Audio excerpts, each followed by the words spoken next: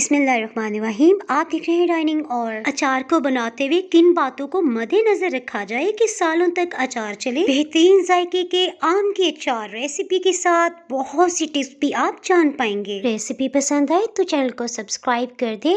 Bell icon को all पे कर देने से आपको वीडियो का नोटिफिकेशन सबसे पहले फ्री में मिल जाएगा। बिस्मिल्लाहिर्रहमानिर्रहीम की रेसिपी को शुरू करते हैं। आम की कैरी को अच्छी तरह से धो के कपड़े से खुश्क करके 4 से 5 घंटे लाजमी पंखे के नीचे रखें। अचार के लिए ऐसे आम लें जिनको अगर दबा के देखा जाए तो सख्त महसूस हो।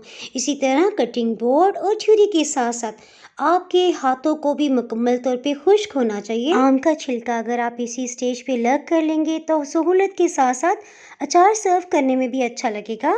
आपको दिखाने के लिए ये क्लिप मैंने कटिंग नहीं किया। देखिए आम का छिलका उतरने के बाद कितना स्लिपरी हो गया है। आम के पीस में से गुठली का कोई भी हिस्सा है तो उसे इस तरह से काटते हुए अलग कर लेते हैं। आम काटते हुए हम कैरी का कोई हिस्सा भी ज़ाया नहीं होने देंगे। आम की गुठली के साथ ये जो छोटे छोटे पीसेज है ना, इन्हें भी अलग करके हम अचार में शामिल करेंगे। ये अचार के मसाले को गाढ़ा करने में मदद देंगे। इसके साथ साथ आम का कोई हिस्सा भी हम ज़ाया नहीं कर रहे हैं। खाना बनाते हुए जैसे हम बार बार हाथ धोते हैं ना, तो आम का जूस जो हाथों पे लगा था ना, उसे साफ करने के लिए मैंने पेपर टॉवल या टिश्यू पेपर इस्तेमाल किया। सरसों के बीज या राई दाना 1 खाने वाला चम्मच, मेथी या मेथरे 1 खाने वाला चम्मच और कलंजी के बीज ये भी 1 खाने वाला चम्मच ही जाएंगे।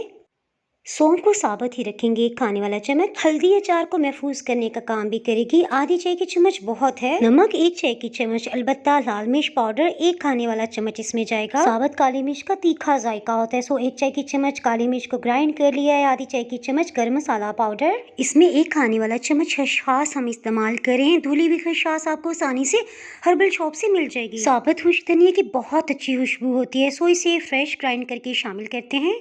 एक दफ़ा इन सभी को अच्छी तरह से मिक्सअप कर लेते हैं। आपको डाइनिंग और चैनल पे इंस्टेंट अचार और मिक्स अचार की रेसिपी भी मिल जाएगी। इस ट्रेडिशनल अचार के जायके को बढ़ाने के लिए सरसों का तेल तो मस्ट है। सरसों के तेल में से बू को कैसे दूर किया जाता है, इससे मतलब रेसिपी का लिंक आप डिस्क्रिप्शन बॉक्स में से जान सकते हैं। ये तेल अचार को महफूज करने का काम भी करेगा। अच्छी तरह से मिक्सअप कर लेते हैं। ये क्वेश्चन कि तेल इसमें कितनी मिकदार में जाएगा, इसके लिए अचार को इस तरह से लेवल में कर लें।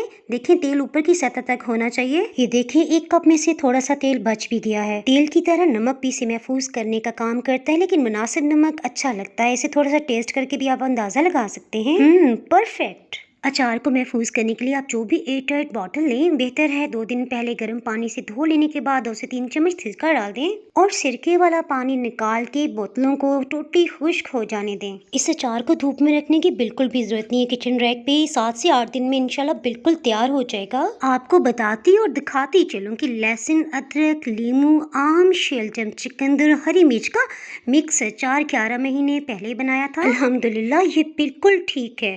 इस मिक्स अचार के साथ साथ इंस्टेंट अचार और अचार की मुख्तलिफ रेसिपीज का लिंक आप डिस्क्रिप्शन बॉक्स में देख सकते हैं। मज़ीद मज़ेदार यूनिक रेसिपीज के लिए चैनल को सब्सक्राइब कर दें। बेल आइकन को ऑल पे कर देने से आपको वीडियो का नोटिफिकेशन अपलोड होती है सबसे पहले फ्री में मिल जाएगा। दुआ में याद रखें, फिर मिलेंगे किसी मज़ेदार सी रेसिपी के साथ। उस वक्त तक अल्लाह हाफिज।